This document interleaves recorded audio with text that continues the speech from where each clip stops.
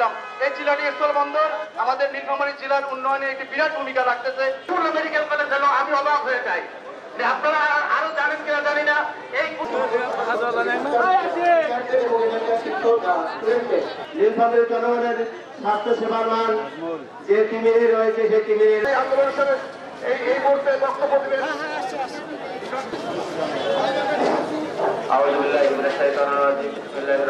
শিক্ষার্থীর জন্য একজন করে টিচার আমাদের বরাদ্দ আছে, যেটা অন্য বড় মেডিকেল থেকেও আমাদের এখানে টিচার সংখ্যা সীমিত হওয়ার কথা। সেইখানে আছে লেপ্রোসি অর্থাৎ কুষ্ঠরোগ, আপনারা হয়তো জানেন কিনা জানি না।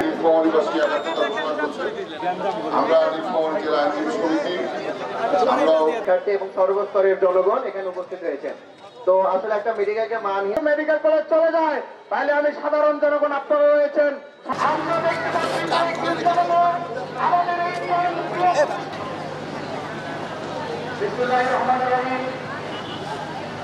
সরকার ভিতরে জেলা প্রশাসন আমাদেরকে এই খবরটা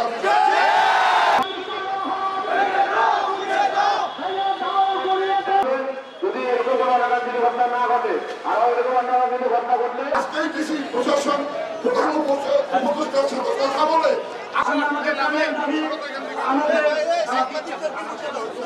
নিশ্চয়ই আমি স্যারকে রিকোয়েস্ট করবো যেন উপদেষ্টা মহোদয়ের সাথে কথা বলে আপনাদের দাবিগুলো আমরা যথাযথ জায়গায়